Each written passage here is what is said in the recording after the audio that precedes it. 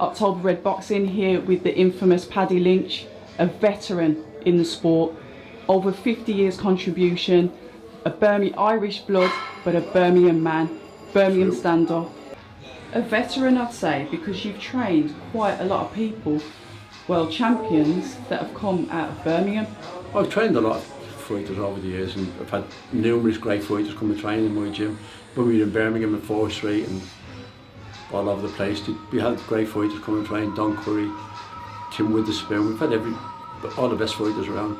Even the Zoom and Elsa before we fought Pat come to our gym and train. It's really great. It's lovely to see up close these great fighters in the gym. Fantastic. And on top of that, we spent a lot of time in America, travelling around gyms as well, looking at fighters and seeing how the other half do it. I love to hear that. So that fight style that developed with you said you were boxing at 13. How did your career develop in boxing? Well, I got stopped boxing when I was quite young because of having a night accident when I was 7. Lost the sight of my left eye, so that sort of put me out of boxing really when I was very young. Failed a medical examination. But I never lost my interest, and I wanted to become a coach then. And I was the youngest advanced coach, and I turned pro. I think I was the youngest ever to get a professional licence. When I went for the interview, they said, you don't look like you've even had a shave yet. But they still gave me my licence, so I got over it. I went about 3 years without losing a fight. So that was quite encouraging. And your style of fighting then that you pushed onto your fighters, how would you describe your style? Well, to me, boxing is the art of self-defence. If they can't hit you, they can't beat you. You know, you've got to be confident about what you're doing. You don't win fights by accident. If you don't believe you can win, you can't win. You have to believe you're going to win. You've got to be confident, not arrogance. I don't like arrogance. Confidence is good, arrogance is bad. You know, there's a thin line there, but you've got to stick to the right side of the line.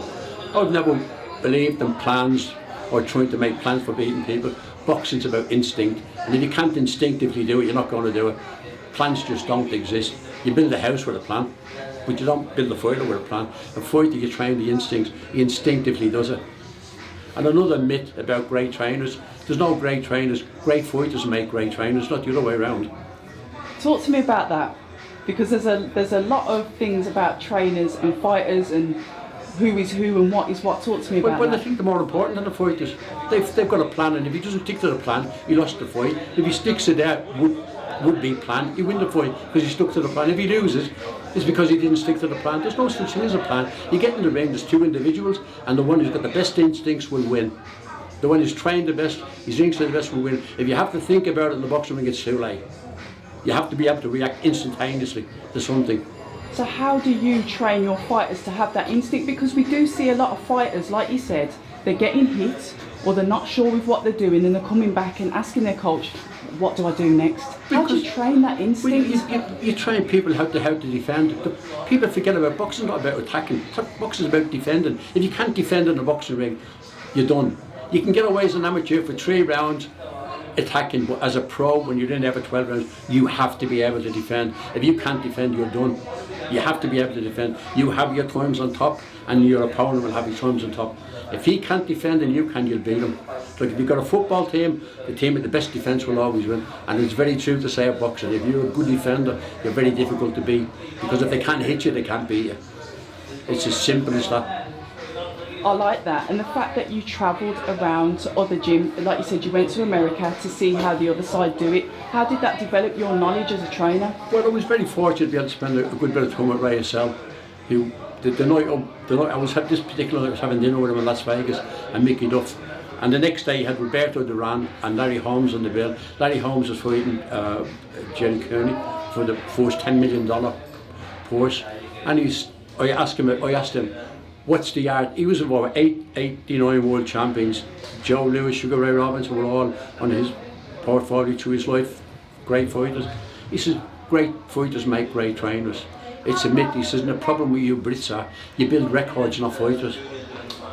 You dig him up and you make a record, you think he can fight. He said, sooner or later you've got to take him off the leash and find out where he can fight. He said, it's not a crime to lose a fight if you learn from it.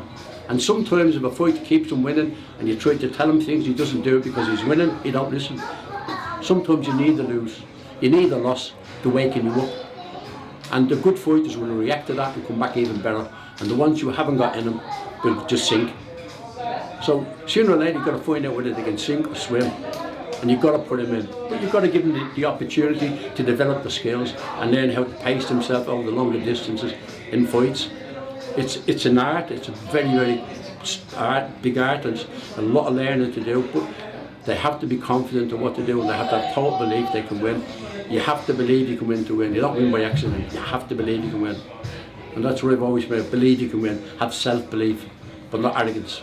And that's that fine line that you talk about. How do you then say to your fighter, like you said, the belief that they can win, but then the arrogance coming, how do you tame that down? It's almost like ego, it's to tame the ego, and how do you do that? When you're training, when you're involved with a kid in the gym every day, you become like a surrogate father, if you like. And so you can chastise them about doing things and tell them that's not the way. Don't portray yourself with that, because it's not a nice image to have. It isn't.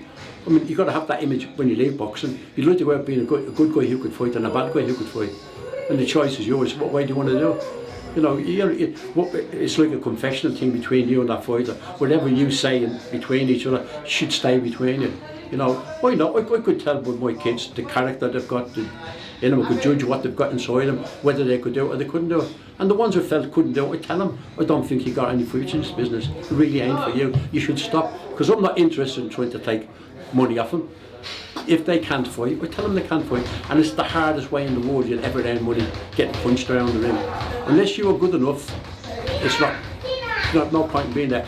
And it doesn't matter who wants you to get into a boxing and fight. If it doesn't come from in there, it ain't coming from anywhere. Now I've been at boxing shows and hear people talking about, oh, that guy is a coward, this guy is a coward, getting in a boxing ring. Well, let me put one thing straight about boxing. There's no cowards in boxing rings. Some kids are braver than others, but nobody's a coward. To get in that ring demands a lot of courage. And I've got nothing but the ultimate respect for anyone who gets in there and puts on the line. Right, so we're gonna go back then, because you were talking about sometimes the boxing game isn't for that fighter. How do you as a trainer then say to that person, you know what, this is not really for you? I just sit down and talk to them and tell them, explain to them that I don't think it really is for them, and they have to accept that. I've had lads in the gym boxing who didn't want to be there, but the fathers wanted them to box. They didn't particularly want to box. And I've said that the one, I won't mention his name, I said we had him on the pads in the ring. He said, you don't really want to be here, do you? And he went, no. He said, my dad wants me to box. So we said, well, don't box. It's a very personal decision to get into a boxing ring and get your head punched at. If your dad wants to box, tell him to get a license to box. You don't do it. If you don't do it, you don't do it. Don't let anyone tell you to do it. I would never encourage anyone to box. If they want to box, I'd help them. If they didn't want to box, I'd tell them not to. And I sit kids down and say, you're not a loser because you quit. It takes a brave man to make the right decision. If you feel like you haven't got a future in boxing, and to be honest with you, I don't think you can be a champion. What's the point? It's a very hard way to earn money. You'd be better off doing something else with your time. You know, come to the gym and help others if you want, do whatever. But it's not worth it. Just don't do it. So some of them, like you said, might say, yeah, all right, then I didn't want to. But what about the ones that are like, no, I want to do this? When you get them, of course you got to. But you see that stage, I said, well, my advice is to stop training. And I think if you carry on, you could end up getting hurt. And I wouldn't want to be part of that. I wouldn't want to be part of it, because I just don't think you're good enough. And I think when you step up in classes and you go up, you're going to become cannon fodder for other people. So what's the point? Why would you want to do that? Why would you not have enough pride in yourself to say, I don't want to put myself in that position? You know, it's a brave general who knows when to fight and when not to fight, you know. So you've just been the smart general, really, giving up at the right time. You've had your fun, you've done as far as you can go, you haven't got hurt. That's the right time to quit. Not when you're punched inside out. There's too many people get injured when it's unnecessary, and there's too many brave referees at times that fight's going too far. And why? I was about to say, we've seen that quite a lot. Yeah. I mean, compared to obviously when you were actively training, and the boxing matches then compared to the boxing matches now, how are you finding the difference? Well, I think if you go back into the 50s and the 60s, especially in America, they let guys get half killed in the ring, but it's just, when the contest is over, it's over. And you can see, the other guy's just proving how much punishment he can take. My father used to say to me, never worry about brave fighters, it's brave seconds you got to worry about. So why would your corner, whose first and foremost obligation to his fighter is his safety, why would he not pull him out? If the referee is not doing his job, why would he not do it? Say, oh, ref, he's got a bad hand, and get him out with a bit of pride. Why pick him off the canvas when you don't need to? Get him out with his one piece. Say, ref, I had a kid fight, and he come back at the end of a 4th round, he took a really heavy count, he was gone, and they called the referee over and they said he got a bad hand. He busted his hand, they got him out. I said, oh, won't mention his name when 4 rounds were broken. He didn't have a broken hand, he had a broken chin maybe, but we got him out. I didn't let him get knocked out, because there was no point in me letting him get knocked out. I'm not going to be brave on his behalf. I'll get him out. Brave seconds, be very careful of. But we've seen that. We've seen fighters literally injured in the ring and they've gone back to the corner. The corner sent them out. And the corner sent them back out. The people in the corner are in the gym every day doing with them. They understand them and know them better than anybody. Why would they do that? Is it because they don't like him? I don't know. I can't put any sense to it. Why would you do it? You know better than anyone that kid spent. And you're getting punched into it. Why would you send them out again? Pull them out. That's your primary obligation in the corner is your fighter safety. And you should never ever put anything in front of that, because that kid's probably got a wife and a family at home and brothers and sisters and parents, and they don't want to be burying him. Get them out. Trainers don't make great fighters make trainers, and anyone who sees it anyway is just full of ego. That is so interesting to hear, because I often think that some of the trainers don't get a lot of credit, and say if the fighter loses, even if it's just the one loss, the public, the boxing fans are really quick to say, sack the trainer, get rid of the trainer. Well, you get fighters who can't fight and they lose a fight, they blame the trainer. They need to look in the mirror and blame themselves. And the people say, why isn't he telling them this? Well, how did they know he isn't telling them that in the gym what to do? How did he instructing them what to do in the gym? Just when kids are winning, a lot of them, not all of them, a lot of them won't listen because they think that, oh, I'm past all that. They get too... ego got too big, and then they need a pin sticking in the balloon to deflate them a little bit, to bring them back down to earth, and then they start listening, and they either go out the door or they listen and they get better and they become back much better fighters for it. You can learn from it. You know, people go on about a fight they lost a fight 10 years ago. Manchester United got beaten 6-0 last week, win next week, that 6-0 is lost. A fight they lose at one point, oh yeah, but what about when they lost that fight 10 years ago? Absolutely. Well, what about it? Why is that? I don't know. Just people. They judge things differently. Losing a fight is not the end of the world. It's like Ray Assel said to me, sometimes you have to lose to become a great fighter, to learn. To get onto the next run of the ladder, to go back and have a look at yourself and see what you're doing, how you're training, what you're disciplined. Don't forget, boxing is not just about what you do in the gym. What you don't do in the gym is probably more important. It's how you live your life outside of the gym. It doesn't matter what you're doing in the gym. If you don't live the life outside of the gym, that doesn't count for anything. Nothing. It's a waste of time. You have to live the life. You have to have all this. You have to have the ability. You have to have the dedication. You have to have the power. You have to have the chin. You have to have it all.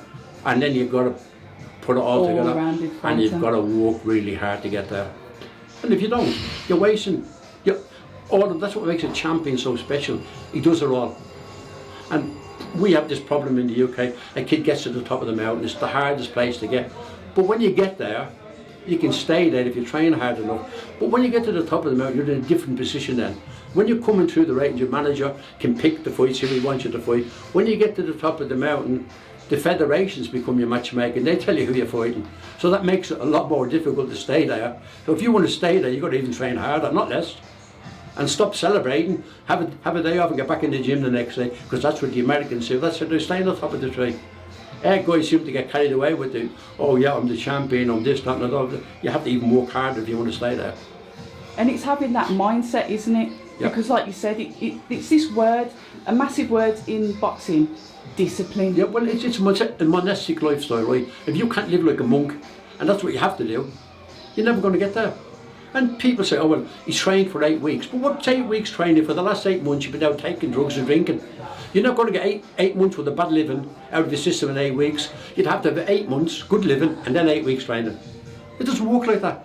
And people think it, but it doesn't. And if every time you go to the gym, you're training to lose weight. You're not training for fitness, you're training for fatness. So if you go to the gym, your discipline, you should never let your weight go up. In the first place. I used to go away on holidays with Alan Minter years ago. Alan boxes a middleweight, 11 stone, 11.10 as an amateur, 11.6 as a pro. If you went 1 pound over 12 stone on holidays, tracksuit on, he'd be back out on the road. Boom, back on it. He'd run every second day and anything, he'd run every day then. He'd stop drinking, if he was having a drink, he'd stop it all. He wouldn't let himself go over 12 stone because he wouldn't want to go back in the gym training to get weight off him. You go in there to get sharp and just topping up his fitness. You go in the gym 70 to 80% fit, to 20% you're topping up, get yourself fighting fit. then you have a week off or 2 weeks off and you come back and you go back. But 2 weeks off doesn't mean 2 weeks doing nothing. You still train every second day. You still keep the engine running. And people who don't do that and don't live that life, so they don't make it. They can make it, but they never stay there. I see exactly where you're coming from with that. It makes perfect sense. So what kind of training would you put your fighters through? Like you said, it's a lifestyle, so they'd be doing this anyway. But the Paddy Lynch way, what was that? We used to run, go in the morning, run one day, we do a long run, we do a 6 mile run, 3 mile run sprint. We do it quick, then we do sprints. Then we come to the gym at lunchtime where we do circuits, come back in the afternoon and we do technical training. Then after we've done that, we'd have the lads would go home, have the tea, go to bed, get up the next day, meet at 6:30, back out on the road again.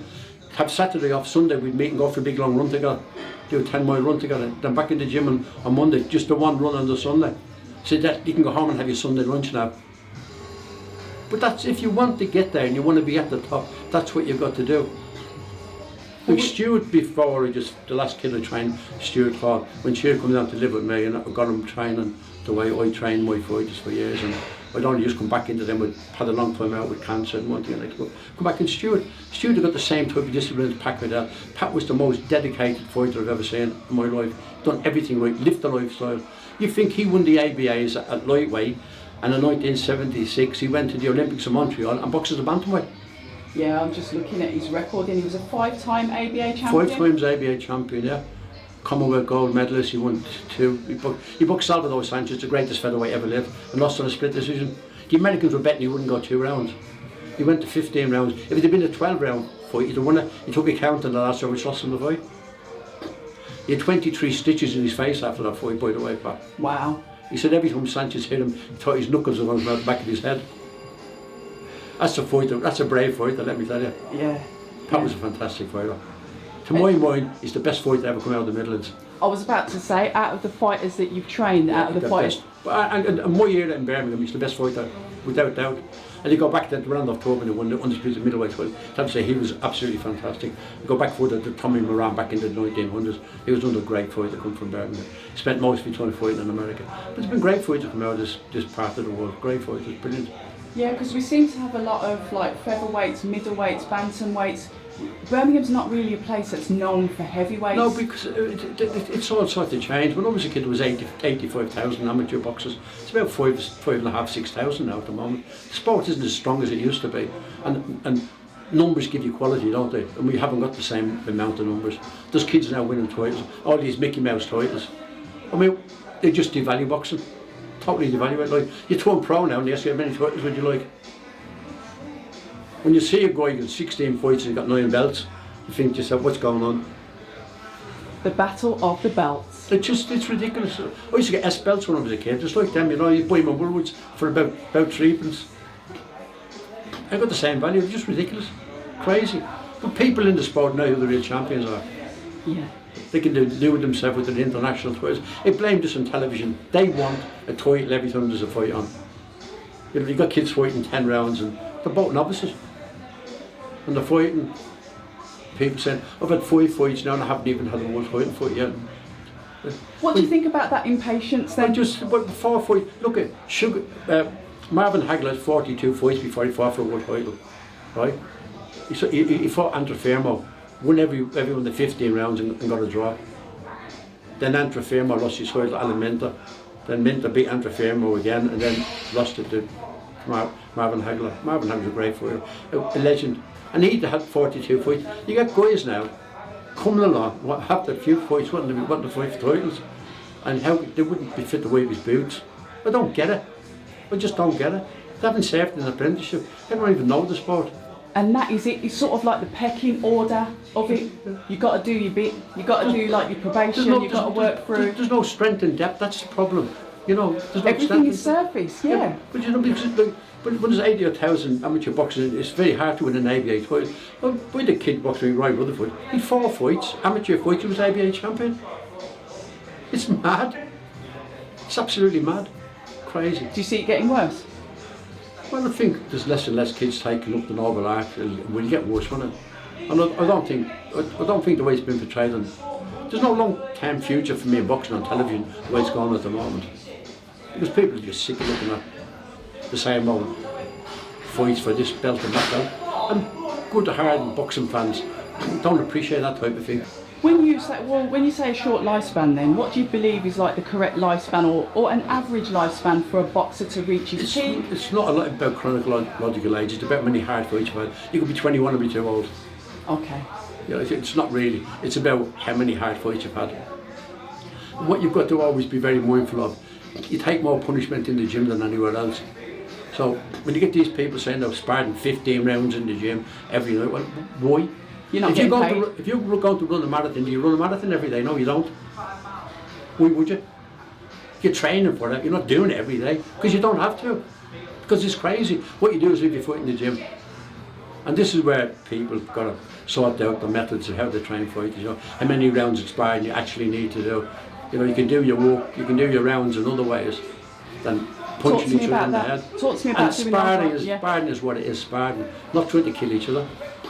It's an nearest thing to the real thing, but you don't have to be splattering each other.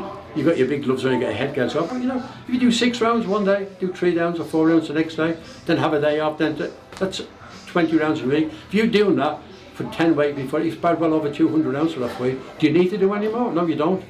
And when you get tired and you get sloppy, that's when you get hit with big shots that hurt you. You know, when you've been training really hard.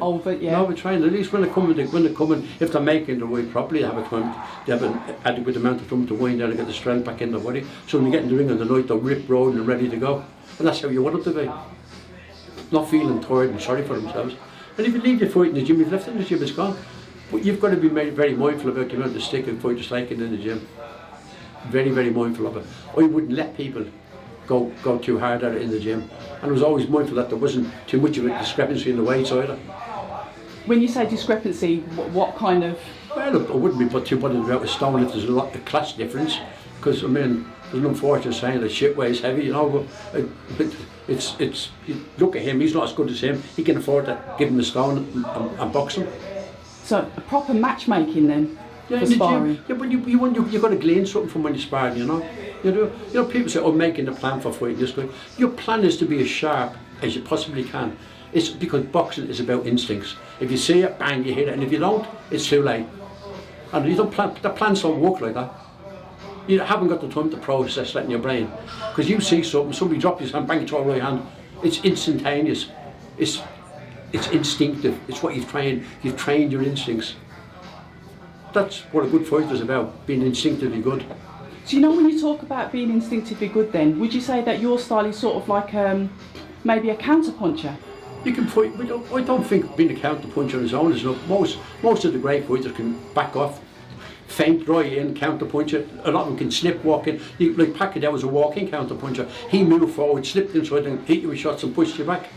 He counter-punched going forward. Some people counter-punch going backwards. Right. They're all different people, different styles evolve, and whatever suits them is the way that they should go. You can't, one size isn't for all. The art of being a trainer is look at a kid and see what his best attributes are. I had a kid who used to switch hitting. As an orthodox, he was terrible. As a southpaw, he couldn't fire him. He was brilliant, but his big attribute was his awkwardness. Nobody could get a glove on him. So he said, don't ever fight as an orthodox because you can't.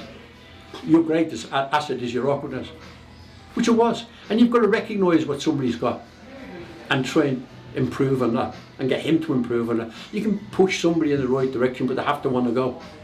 They have to want to buy into it.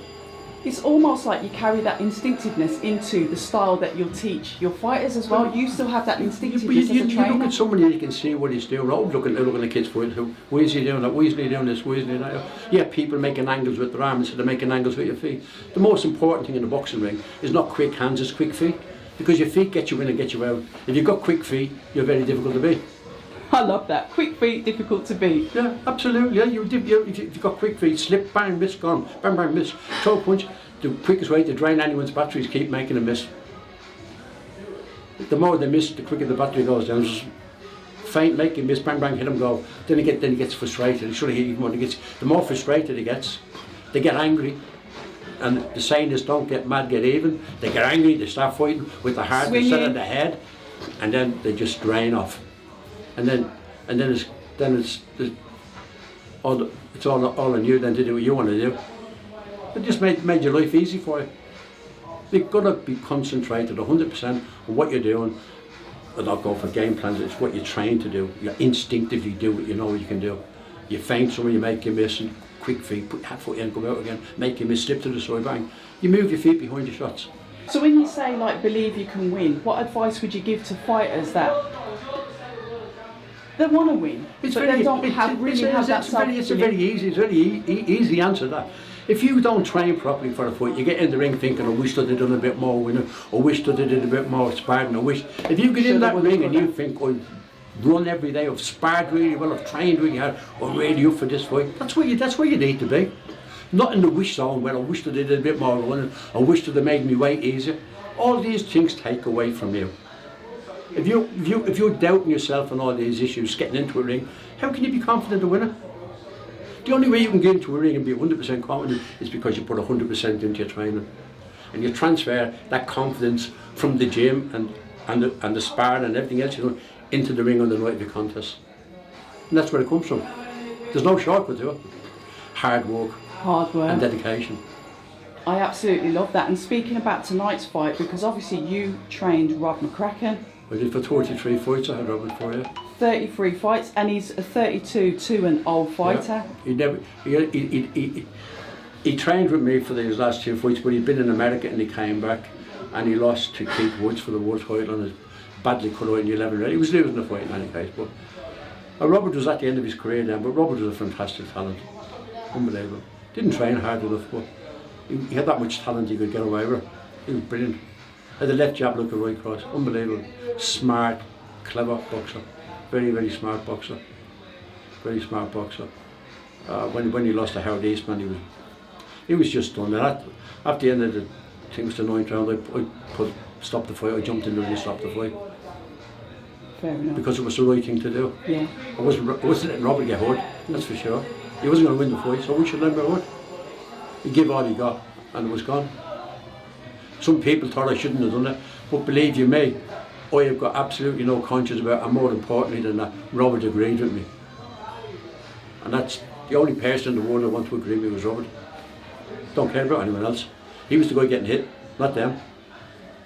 So, boxing, people are enough to be brave on your behalf. I just got to say this and I reiterate again, that seconds and people walking in boxing rings with people have got to remember their primary obligation is to fight their safety. And they must never ever forget that and neglect that duty. It's very important. And they know that fighter better than anybody else. And they're in the best position to make the smartest judgment. So if they're not going to win, we let them get beat up. He who fights and runs away lives to fight another day.